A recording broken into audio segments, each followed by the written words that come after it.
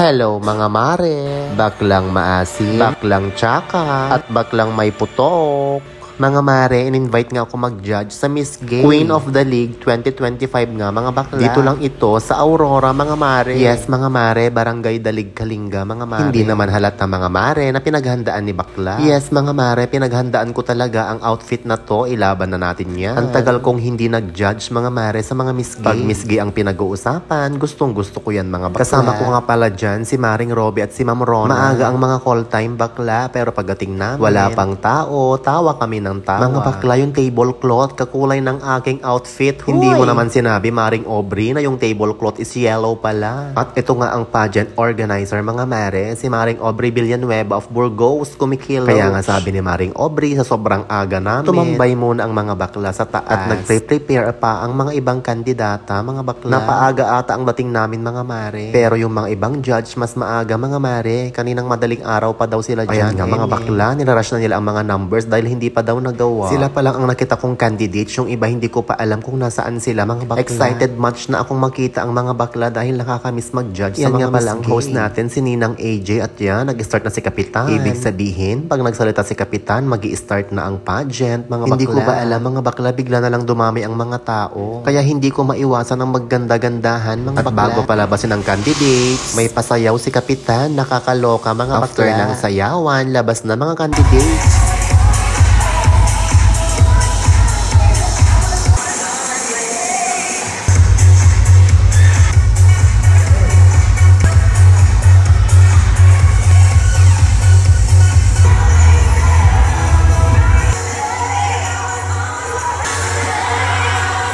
Diyan nga mga bakla, nagsimula na sila magpakilala, mga bakla. Aminin nyo mga bakla, ang gaganda nila, nakakaloka. Para silang manika, mga bakla, na gumagalaw. Walo nga lang ang candidate, mga bakla. Dapat nga mga bakla, 15 sila, kaso nag-back out daw yung iba. Hindi ko alam kung bakit sila nag-back out, mga bakla. Pero aminin, ang natirang candidates, magaganda, mga mare. Malinis, mabango ang mga bakla. Halatang naligo muna sila at nag-shower. Naalala ko mga bakla, nung sumasali ako ng Miss Gay, hindi maiwasan yung mga mababaho ang kilikili. At maaasim, mga bakla. Pag ganitong Miss Gay, hindi maiwasan ang pag-asim ng ating mga balat. Pero yung host parang bagong gising, nakakaloka Nabigay na nga sila ng first set of award, mga bakla. At ayan na nga si Tita Glenda, super fresh, nakakaloka.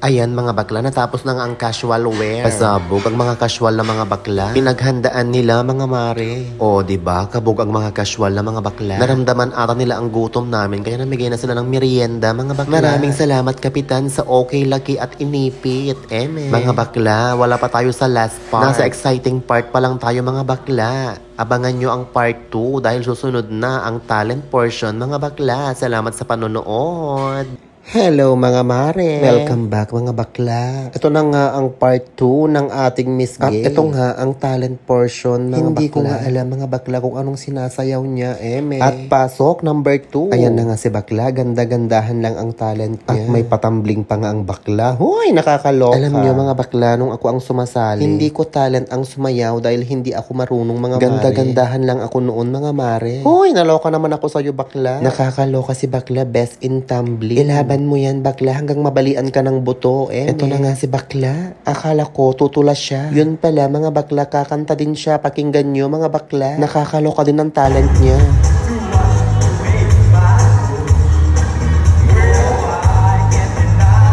O, diba mga bakla, hindi mo kaya. Kumanta siya ng sex bomb, mga bakla. Okay, pasok number 4. Hindi ko alam kung taga saan si candidate number 4. Pero malinaw mga bakla, magtitimpla siya ng gin. O kaya yung tinatawag nilang shembot mga bakla. Pwede pala maging talent to mga bading. Ang pagtimpla ng alak. Sa ganitong mga patimpala, pinuntahan nga ako ni Akla para patagayin. Sabi ko, no, hindi ako umiinom candidate number 4. At ito na nga si candidate number 5. Hindi ko alam kung maaawa ako o matatawa mga bakla. Dahil naglilinis siya, bigla siyang aalis mga bakla. Okay, pasok number 6. Ito nga si bakla, effortless, nakakaloka. Hakot award nga pala si bakla. Ang ganda-ganda kasi ni bakla. May emeng talent pero si bakla pasabog. Aminin nyo mga bakla, malinis mabango si candidate number 6. At ito na nga si candidate number 7. Sa pagkakaalam ko, from Kawayan City mga bakla. Ang daming sumayaw, ikembot mo. Kembot to the left, kembot to the right mga bakla. Hindi na nga napansin ni Akla ang kanyang suselya, lumalabas na. Pero deadman na mga bakla, maganda naman siya kaya ilaban mo yung suswa na mare mo mare. Igiling mo mga mare. At pagkatapos niyan, pasok, candidate number 8. Bakla, gumising ka dyan, umaga na, Ayaw din pakabog ni candidate number 8, nakakaloka. Sa lahat ng nagtalent, siya ang nagustuhan ko, mga bakla. Kasi nga, mga bakla, merong emotion. Mafe-feel mo talaga yung gusto niyang iparating, mga bakla. In fairness, bongga ang talent ni Akla. At may message, mga bakla, ang kanyang talent. Hindi lang siya basta talent, meron din siyang acting. At ayan nga, mga bakla, sinaniban si bakla, nakakaloka. Gusto ko sanang tumakbo, pero wag na. Napansin ko lang, mga bakla, ang haba na ng time ni bakla. Siya talaga ang bet ko sa talent, mga bakla. Siya nga pala ang nakakuha ng best in talent, mga mare. Ikaw ba naman kasi ang kumain ng papel? Siguradong magpi-best in talent. Mga mare, don't forget to share and like. Abangan ang part 3.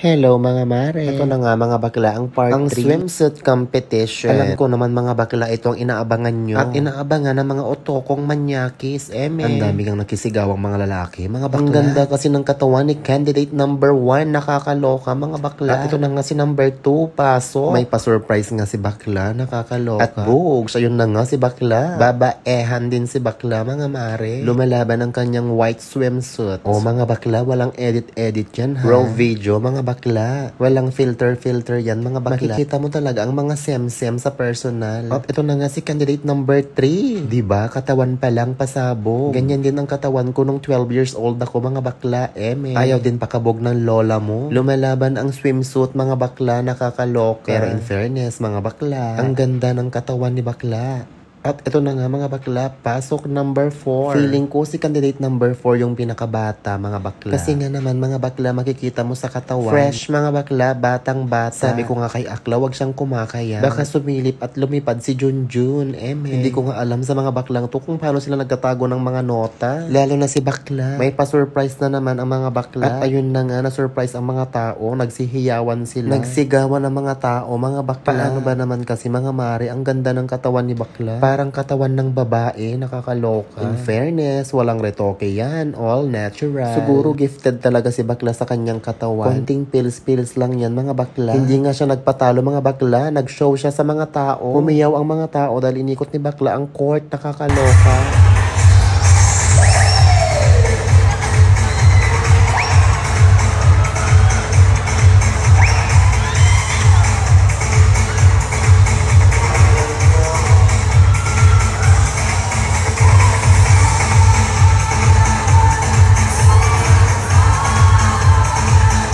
Ko kinaya ang energy ni bakla. Mga bakla, siya nga pala ang nakakuha ng best in M-suit. Deserve, diba? Ang ganda ng swimsuit. At pasok, candidate number 7. Nakakaloka din si bakla. Ang ganda-ganda niya. As a sweet girl ang atake na auntie mo. From Kawayan City nga itong si Mari. Aminin, maganda siya. Maganda rin ang katawan. Siguro mga bakla, hindi ko lang bet yung pahid or niya. Yung kulay. Or hindi ko alam mga bakla, parang may something. Pero in fairness, mga bakla, maganda si Akla. Laban na laban din ang kanyang M-suit, mga Mari. Ito na nga ang ating last candidate. Ayan, pasok. O, diba? Pasabog ang swimsuit. Nag-change ng color. Akala ko nga kanina kulay black yung swimsuit. Mga bakla, sa malapitan, kulay green pala siya. Parang color ng lumot, mga bakla. Parang kulay ng ahas, mga bakla. Parang yung kaibigan mong ahas. Kanina ko pa nga iniisip kung sinong kamukha niyang artista. Hindi ko maisip, mga bakla. Bahala lang kayong maghusga. Hindi ko na maisip kung sino talaga. Basta may kamukha siyang artista. Ayan na nga sila, mga bakla, sa swimsuit competition. O, diba? Pasabog. Hindi ko nga na video si number 5 kanina kasi nga bigla siyang nawala. Umikot lang siya at lumabas ng isang beses. Tapos nag-walk out ang badeng. Hindi ko alam kung bakit. Ito ang MC. Akala ko mag-graduate At ayan na nga, na-award na ng Best in Swimsuit mga badeng. Mga bakla, abangan ang part 4, awarding at saka long gown competition. Hello mga mare! Welcome back nga pala sa ating part 4 mga bakla. Ito na nga pala ang last part mga bakla. Gown competition at awarding. Nauna na nga si candidate number 1. Pasok, candidate number 2. Ang ganda ng gown ni bakla, di ba? Mas maganda sana yan kung umaapoy mga mare. Parang nakita ko na nga itong gown, hindi ko alam kung saan mga mare. Bagay nga ni bakla ang kanyang gown. Babaihan ng atake, Mama Mary. Natutuwa ako sa mga gown na may ganyan mga mare. Yung mga may gumagalaw na parang bulate. Ito na nga si candidate number 3, mga bakla. Hindi ko alam kung design ba yan ng gown. Hirap na hirap maglakad si bakla. Kaya pala nag-change ng sandal si bakla. Nag-change ng heels, mga mare. Dahil nga, biti na konsolasyon ang kanyang gown, Hindi ko alam kung anong kulang sa gown. Pero maganda siya, mga mare. Umagay nga ang gown, mga bakla, sa kanyang katawan. Ito na nga, mga bakla, si candidate number 4. Pak, pasabog. Ay, ang bilis naman ni number 4. Number 5 na agad, mga bakla. Hindi ko na-videohan si bakla kanina. Ang bilis niya kasing maglakad. Kaya dito na lang ako nag-video kay candidate number 5, mga nakakaloka si ate. Parang sasali lang ng sagala, Ito na nga mga baklang inaabangan ng mga audience. Ang ganda-ganda kasi ni bakla sa gown. May pa-butterfly effect nga ang mga bakla. Diba mga mare, ang ganda ng gown. Malinis tignan si bakla sa gown niya. Ako lang ba ang nakapansin mga bakla? Bagay sa kanya ang red na gown. Tsaka iba ang aura niya ngayon mga mare. Napapanood ko na nga itong si bakla sa mga Miss Gay. Lahat na ata ng barangay sinasalihan niya mga bakla. Paano ba naman kasi mga mare, nag-iipon daw siya. Magpapasuso daw si bakla. Sabi ko nga sa kanya, mas maganda kung 5 ang ipalagay niyang Susana Marie. Para magsawang magsuso ang lalaki, At pasok, candidate number 7. Parehas nga silang red gown, mga bakla. Pero pasok din si bakla. Bagay niya ang red na gown. Lalo ngang gumanda si bakla sa kanyang gown. Pero mga bakla, parang bitin yung gown or design lang siya. Pero in fairness, bagay ni bakla ang gown. Yung mga tao nga hiyaw ng hiyaw. Ito na nga si bakla, candidate number 8. Ang last candidate natin. Last candidate pero hindi magpapakabog. Ang ganda ng mukha ni bakla sa camera. Ang linis. Siya lang ata yung candidate na walang pahid. Mga bakla, natural yung kulay niya. Hindi siya gumamit ng body punda, mga bakla. Ang yaman nga tignan ng gown. Bumagay kay bakla. Sino kaya ang designer ng gown na ito? Nakuha ni bakla ang bagay na kulay sa kanya. Lalo siyang gumanda sa kulay na orange. Orange ba yan mga bakla o tangerine? Kung hindi mo alam yung tangerine mga bakla, wag mo nang i-research.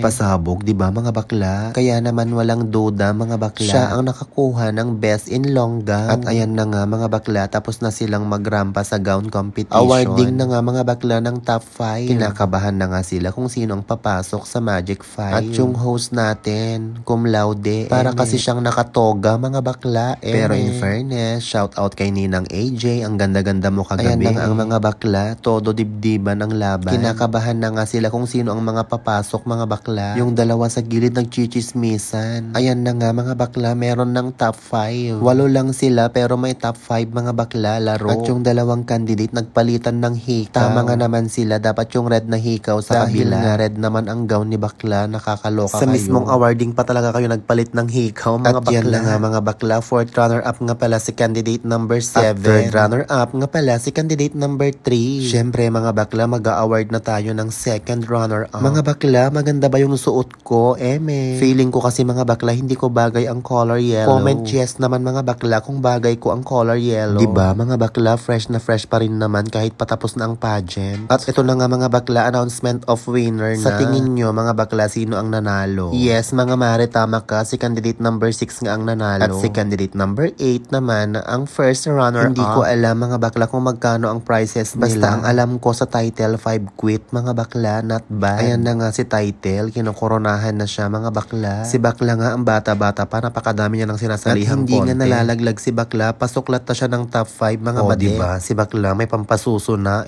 Sa barangay captain nga po pala ng barangay Dali. Maraming salamat po, lalo na sa mga tao at dito. At sa mga naniniwalang masikip at maganda ako, maraming salamat at po. At syempre kay Kumaring Aubrey, maraming salamat mare. Maraming salamat dahil inimbitahan mo ako para mag-judge sa Miss Gay na ito. Mga mare, patapos na nga ang video. Dahil tapos na po ang pageant. Nagutom nga kami mga mare, dumiretso na kami sa sentro. Dahil nagre-reklamo na si Ma'am Rona, gutom na daw siya. At ayun na nga mga bakla, nagsipagkain na kami. Dahil hindi na kaya ni Sir Arnel ang gutom. At nakapag-change outfit na din ang bakla. Ito na nga si title holder mga bakla, nagbibilang na ng premyo. Sabi ko nga kay bakla, nanalo ka naman diba? Bayaran mo na yung utang mo, At ayan na nga, nagbayad na ng utang. Maraming salamat sa panonood.